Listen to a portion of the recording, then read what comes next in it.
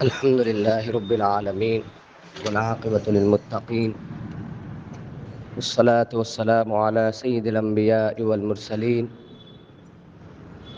وعلى من تبعهم بإحسان إلى يوم الدين. أعوذ بالله من الشيطان الرجيم. بسم الله الرحمن الرحيم. قد سمع الله قول التي تجادلك في زوجها وتشتكي إلى الله. صدق الله العظيم. حضرات سامعین، آج پارہ 28 کا خلاصہ یہ ہے کہ میں نے جس آیت کی تلاوت کی ہے اس آیت کا شان نزول یہ ہے کہ حضرت اوس اور خولہ بنت ثعلبہ یہ دونوں آپس میں میاں بیوی تھے، اور اس کے سمجھنے سے پہلے ہم ایک چیز کو سمجھ لیں گے کہ زہار کس کو کہتے ہیں اور زہار کا کیا مطلب ہوتا ہے۔ لہذا اسلام کے اس دنیا میں آنے سے پہلے لوگ طلاق دینے کے لیے زہار کا بھی استعمال کیا کرتے تھے، اور زہار کہتے ہیں کہ اپنے بیوی کے کسی عضو کو اپنی ماں کی طرح ہونے کو کہنا، جیسا کہ اسلام سے پہلے لوگ طلاق دینے کے لیے زہار کا لفظ استعمال کرتے تھے، یعنی کہ تیری پیٹھ میرے ماں کے پیٹھ کی طرح ہے، اس طرح سے کہہ دیتے تھے اپنے بیویوں کو تاکہ اس سے طلاق ہو جائے، اس سے جدائیگی ہو جائے۔ تو زہار کہتے ہیں اپنے ماں یا بہن کے کسی عضو کو اپنے بیوی کے کسی عضو کو اپنی ماں اور بہن کے عضو کے ساتھ تشبیہ دینا کہ تیری یہ پیٹھ میرے ماں کے پیٹھ کی طرح ہے، اس طرح سے کہنے سے بیوی حرام ہو جاتی ہے شوہر پر، اس کو زہار کہتے ہیں۔ لہذا اوس اور خولہ بنت ثعلبہ دونوں جو ہے میاں بیوی تھے آپس میں، دونوں بڑی عمر کے ہو گئے، بوڑھے ہو گئے، دونوں میں آپس میں ایک مرتبہ بحث و مباحثہ ہو گئی۔ حضرت اوس رضی اللہ عنہ جلیل القدر صحابی ہیں، انہوں نے اپنے بیوی سے کہا کہ تیری پیٹھ میرے ماں کی طرح ہے، یہ کہہ کر انہوں نے غصے میں کہہ دیا۔ غصے میں کہنے کی وجہ سے ان کو معلوم تھا ان کی بیوی کو کہ اس کی وجہ سے بیوی حرام ہو جاتی ہے، تو خولہ بنت ثعلبہ نبی کریم صلی اللہ علیہ وسلم کی خدمت اقدس میں حاضر ہوئی اور فرمانے لگی کہ اللہ کے نبی، میں بھی بوڑھی ہو چکی ہوں، میرا شوہر بھی بوڑھا ہو چکا ہے، اس نے میری کمر چوس لی ہے، اس نے سب کچھ کر رکھا ہے، آج جب میں بوڑھی ہو گئی ہوں تو آج میرے ساتھ زہار کا حکم فرمایا ہے۔ کیا میں اپنے شوہر سے جدا ہو گئی ہوں؟ تو اللہ کے نبی نے فرمایا کہ ہاں، تم اپنے شوہر سے جدا ہو گئی ہو۔ خولہ کہنے لگی کہ اس نے تو مجھے طلاق کے الفاظ تو کہے نہیں، تو اللہ کے نبی خاموشی اختیار کر رکھے تھے، اس لیے کہ زہار کے متعلق آپ کی طرف وحی نہیں بھیجی گئی تھی۔ 2 مرتبہ 3 مرتبہ خولہ بنت ثعلبہ پوچھنے لگی کہ بتاؤ اس کا کیا حکم ہوگا۔ اللہ کے نبی نے فرمایا کہ اس کے تعلق سے ابھی کوئی حکم آیا نہیں ہے، تم خاموش بیٹھو۔ خولہ نے کہا کہ ہر بات کا حکم تو تمہارے پاس فوراً آتا ہے، اب جب میں آ گئی ہوں تو میری بات کا کیوں حکم نہیں آ رہا ہے؟ میں ہی اللہ سے اپنے فاقے کی، اپنے جو ہے ایک محتاج ہونے کی اللہ سے میں خود شکایت کر لوں گی۔ خولہ بنت ثعلبہ اللہ کے سامنے رو رو کر اپنے حالات کو بیان کرنے لگی، تو اللہ نے فوراً اس آیت کو نازل فرمایا۔ پارہ 28 کے بالکل مکمل 1 صفحہ زہار کے متعلق کے احکام کے بارے میں اللہ نے نازل فرمایا۔ پھر اللہ کے نبی نے خولہ بنت ثعلبہ کو فرمایا کہ خولہ، اللہ کی طرف سے حکم آ گیا ہے، لہٰذا تمہارا شوہر اگر تم کو حلال کرنا چاہتا ہے تو پھر تمہارے شوہر کو چاہیے کہ وہ ایک غلام کو آزاد کرے، اگر اس کی طاقت نہ ہو تو وہ 60 دن کے روزے رکھے مسلسل، اگر اس کی بھی طاقت نہ رکھتا ہو تو 60 مسکینوں کو کھانا کھلا دے۔ پھر اس کے بعد حضرت خولہ اپنے شوہر کے پاس گئی، اور جب دونوں سے بات چیت معلوم کرنے لگے، اوس بھی پریشان تھے کہ میں خواہ کے کہہ دیا ہوں، اور اوس بھی فوراً اپنی بیوی کو قریب کرنا چاہا، لیکن زہار کی وجہ سے آپ کی بیوی آپ پر حرام ہو چکی تھی۔ پھر اس کے بعد اوس نے کہا کہ اللہ کے نبی، میں بوڑھا ہوں، روزے بھی نہیں رکھ سکتا ہوں، میں تو فقیر ہوں، میں کیسے ایک غلام کو آزاد کر سکتا ہوں، اور میرے پاس اتنا مال بھی نہیں کہ میں 60 مسکینوں کو کھانا کھلا سکوں۔ اللہ کے نبی نے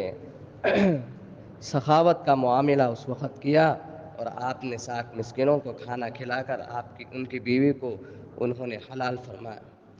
لہٰذا یہاں سے ہم کو ایک نئی بات معلوم ہوئی کہ زہار کہتے ہیں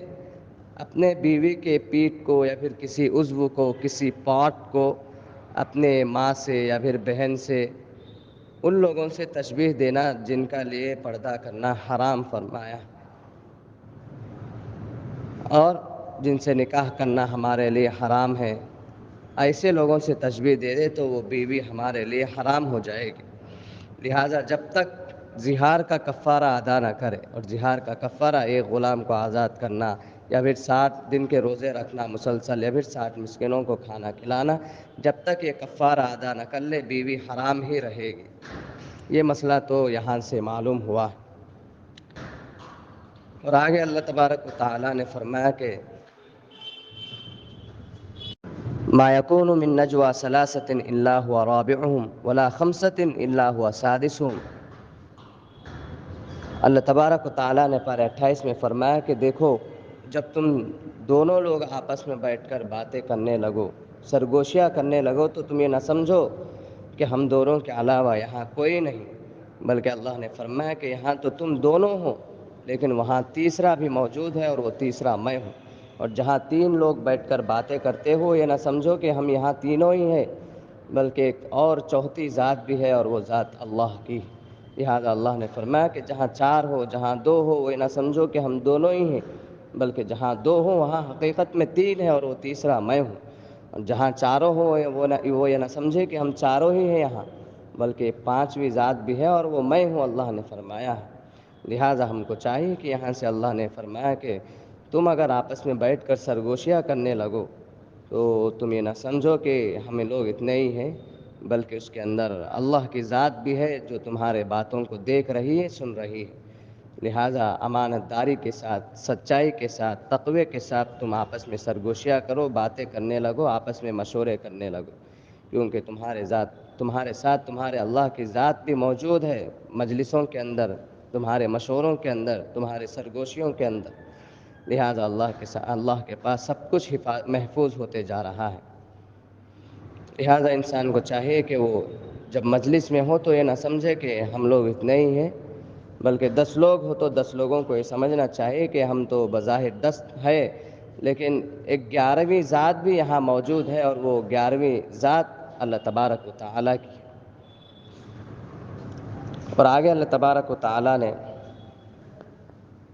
ارشاد فرمایا پارہ 28 کے اندر، یا ایھا الذین آمنوا اذا قیل لکم تفسحوا فی المجالس فافسحوا یفسح اللہ لکم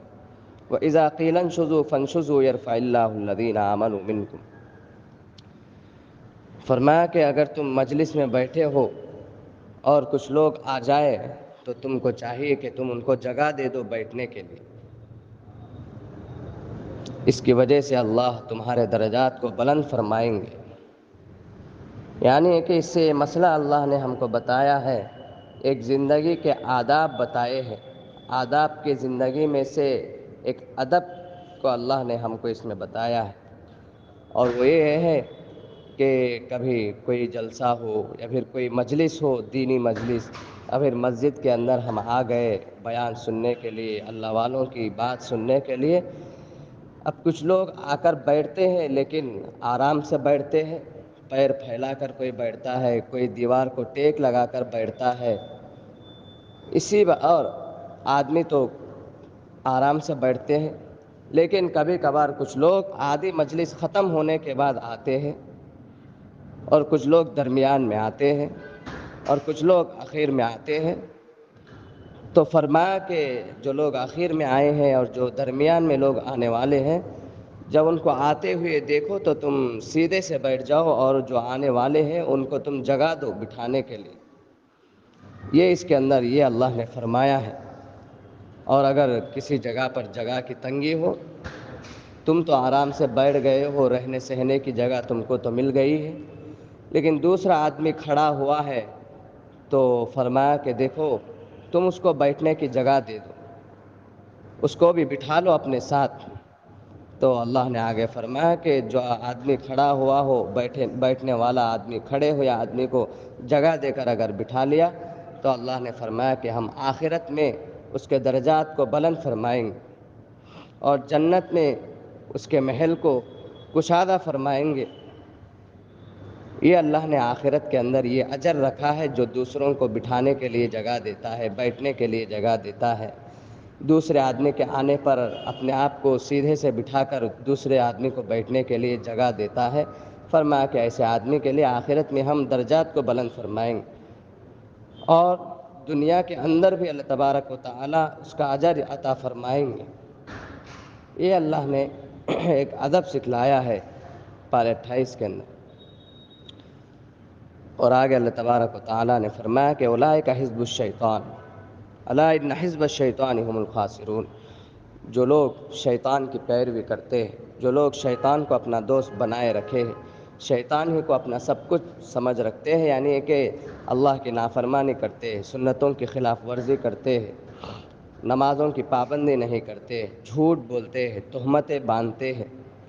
بے حیائی کے کام کرتے ہیں، گانے سنتے ہیں، ناچ گانا دیکھتے ہیں، فون کا ناجائز استعمال کرتے ہیں، تو اللہ نے فرمایا کہ یہ شیطان کا گروہ ہے، یہ تو شیطان کے فالوورز ہیں، یہ تو پھر شیطان کی جماعت ہے۔ اور جو لوگ شیطان کی طرح کام کریں گے، اللہ نے فرمایا کہ دیکھو الا ان حزب الشیطان هم الخاسرون، جو لوگ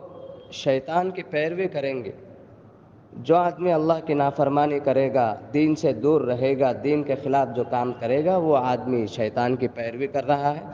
اور اللہ نے فرمایا کہ جو شیطان کی پیروی کرے گا وہ شیطان کے گروہ میں سے ہے، شیطان کے فالوورز میں سے ہے وہ آدمی۔ اور فرمایا کہ شیطان کا جو گروہ ہے، شیطان کی جو جماعت ہے، شیاطین کی جو اتباع کرنے والے ہیں، اپنے دل کی بات مان کر جو زندگی گزارنے والے ہیں اللہ کو ناراض کر کے، فرمایا کہ ایسے لوگ خسارے کے اندر ہیں، دنیا میں بھی اللہ ان کو عذاب دے گا، ان کے مال میں تنگی ہوگی، اللہ تبارک و تعالیٰ کی طرف سے ان کے ساتھ اپنی مدد شامل حال نہیں رہے گی، اور اللہ تبارک و تعالیٰ ان سے ناراض رہیں گے۔ یہ دنیا کا عذاب ہے، اور پھر آخرت کے اندر شیطان کے ساتھ ان لوگوں کو بھی جہنم میں بھیج دیا جائے گا جو شیطان کی طرح اپنی زندگی کو گزارتے ہیں۔ بال کو سنت کے خلاف جو رکھتے ہیں، یہ لوگ بھی شیطان کے دوست ہیں، اور جو لوگ داڑھی کاٹتے ہیں یہ لوگ بھی شیطان کے دوست ہیں، اور جو لوگ مغربی تہذیب کو اپنا شعار بنائے رکھتے ہیں یہ لوگ شیطان کے دوست ہیں۔ اللہ نے فرمایا کہ یہ لوگ دنیا میں بھی اور آخرت میں بھی نقصان اٹھانے والوں میں سے ہیں۔ اور پھر اس کے بعد اللہ نے فرمایا کہ اولئک حزب اللہ الا ان حزب اللہ هم المفلحون۔ جو لوگ اللہ کا گروہ ہے، جو جماعت اللہ کی پیروی کرنے والی ہے، اللہ اور اس کے رسول کی مان کر جو لوگ زندگی گزارتے ہیں، اپنے بال سنت کے مطابق، چہرہ سنت کے مطابق، اور مونچھ بھی اگر رکھا ہو تو وہ بھی سنت کے مطابق، اور لباس بھی سنت کے مطابق، اس کی زندگی سنت کے مطابق، نمازوں کی پابندی، حلال کی جو ہے فکر، حرام سے اپنے آپ کو بچانا، گناہوں سے اپنے آپ کو جو بچائے گا، یا آدمی اللہ کا مطیع ہے اور نبی کریم صلی اللہ علیہ وسلم کا متبع ہے۔ تو فرمایا کہ دیکھو جو لوگ ایسی زندگی گزارتے ہیں یہ لوگ اللہ کے فالوورز ہیں، اللہ کے کہنے کو ماننے والے ہیں یہ لوگ، لہٰذا جو لوگ اللہ کو ماننے والے ہیں، فرمایا کہ یہ لوگ دنیا میں بھی اور آخرت میں بھی کامیابی سے ہمکنار ہوں گے۔ اور بھائی دنیا میں کامیابی کیا ہے؟ دنیا میں اللہ تبارک و تعالیٰ ان لوگوں کو عزت کی زندگی دیں گے، اور ان کے کمائی میں اللہ برکت دیں گے، حرام سے اللہ ان کی حفاظت فرمائیں گے، دنیا کے عذاب سے اللہ ان کی حفاظت فرمائیں گے، اور آخرت کے اندر اللہ اپنے ماننے والوں کے، اپنی اطاعت کرنے والوں کے درجات کو بلند فرمائیں گے۔ اور ان کے چہروں پر نور کو ظاہر فرمائیں گے اور ان کو جنت میں داخل فرمائیں گے۔ یہ اللہ نے فرمایا کہ جو شیطان کی اتباع کریں گے ان کا کیا نقصان ہے، اور جو اللہ کی اطاعت کریں گے ان کے لیے کیا فوائد ہے دنیا میں بھی اور آخرت میں بھی۔ اللہ نے پارہ 28 میں یہ ذکر فرمایا ہے۔ اور پھر اللہ نے آگے فرمایا کہ کمثل الشیطان اذ قال للانسان اکفر فلما کفر قال انی بریء منک انی اخاف اللہ رب العالمین۔ جو لوگ دنیا میں شیطان کی پیروی کرتے ہیں، اللہ اور اس کے رسول کے احکامات کو چھوڑ بیٹھتے ہیں، اسے پشت ڈال دیتے ہیں، اور نفس کے مطابق جو لوگ زندگی گزارتے ہیں، یعنی کہ گناہ جو کر بیٹھتے ہیں، اللہ کی نافرمانی جو کرتے ہیں، نمازوں کی پابندی جو نہیں کرتے، گالی گلوچ والی زبان جو لوگ استعمال کرتے ہیں، کل جب اللہ ان کو یہ کہے گا کہ تم نے میری نافرمانی کی لہذا تم جہنم کے مستحق بن گئے ہو۔ لہذا جو لوگ اللہ سے دور تھے وہ لوگ یہ کہیں گے کہ اللہ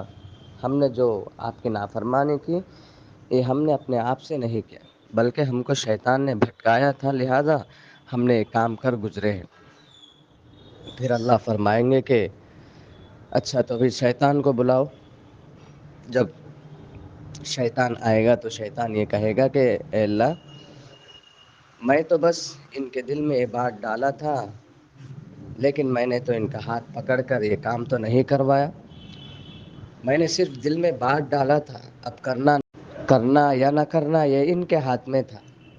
پھر شیطان کہے گا کہ میں تو آپ سے ڈرنے والا تھا اے اللہ، انی اخاف اللہ رب العالمین۔ پھر اس وقت اللہ تبارک و تعالی شیطان کو اور اللہ کی نافرمانی کرنے والے کو دونوں کو اللہ تبارک و تعالی جہنم میں بھیج دیں گے۔ فکان عاقبتہما انہما فی النار خالدین فیہا، کہ وہ دونوں کے دونوں ان کا ٹھکانہ جہنم ہوگا اور وہ لوگ اس میں خالدین فیہا ہمیشہ ہمیشہ رہیں گے۔ اے اللہ نے فرمایا کہ ایک گنہگار انسان کو گناہوں میں نہیں رہنا چاہیے، یہ صرف دھوکہ ہے، شیطان بھی کل اس کو دھوکہ دے گا، پھر نتیجہ اس کا یہ نکلے گا کہ شیطان بھی اور وہ بھی دونوں جہنم میں جانے والے بن جائیں گے۔ اور اللہ نے آگے پارہ 28 میں ارشاد فرمایا کہ یا ایھا الذین آمنوا اذا نودی للصلاۃ من یوم الجمعہ فاسعوا الی ذکر اللہ وذروا البیع، کہ جب اس کے اندر اللہ نے جمعہ کے تعلق سے احکامات جاری فرمائے ہیں کہ جب جمعہ کی اذان دی جائے تو ایک مسلمان کو چاہیے کہ مسجد کی طرف آنے کی فکر کرے، یعنی اذان سے پہلے ہی آدمی کو نہا دھو کر جمعہ کی مکمل تیاری کر لینا چاہیے، جیسے ہی اذان ہو تو فوراً مسجد کی طرف آ جائے۔ اور جو لوگ تاجر حضرات ہیں، دکاندار ہیں، ان کو چاہیے کہ وہ اذان سن کر اپنی تجارت کو بند کر دے اور فوراً نماز کی طرف آ جائے۔ یہ نہیں کہ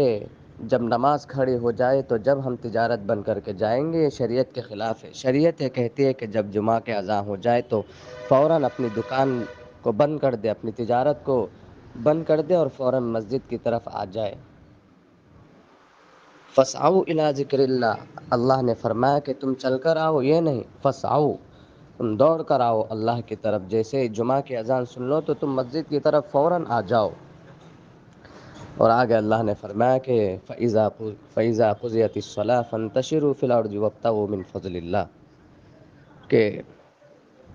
جیسے ہی جمعہ کے اذان ہو جائے تو تم مسجد میں آ جاؤ نماز کے لیے، اور جب نماز ہو جائے خطبے سے جب تم فارغ ہو جاؤ تو پھر تم گھر جاؤ، جو کرنا چاہے وہ کرو، تجارت میں لگ جاؤ۔ اسی کو اللہ نے فرمایا کہ تم فانتشروا فی الارض، زمین میں اپنے کاموں کے لیے چلے جاؤ، جو تم کو کام ہو وہ جمعہ کے بعد کر لو، تجارت میں لگ جاؤ۔ لہٰذا یہاں پر اللہ نے جمعہ کی احکامات کو، جمعہ کے آداب کو اللہ نے اس کے اندر بیان فرمایا ہے۔ اور آگے اللہ نے پارہ 28 کے اندر فرمایا کہ یا ایھا الذین آمنوا قوا انفسکم واہلیکم نارا وقودها الناس والحجارہ، اللہ نے فرمایا کہ اے مومنو، اپنے آپ کو اور اپنے گھر والوں کو جہنم کے ایندھن سے بچاؤ، جہنم کے آگ سے بچاؤ۔ اپنے آپ کو بچانے کا مطلب کیا ہے؟ کہ خود کو دیندار بنانا ہے، نمازوں کا پابند بنانا ہے، اللہ کی اطاعت کرنے والا خود کو بنانا ہے، سنتوں کی اتباع میں اپنے آپ کو ڈھا دینا ہے،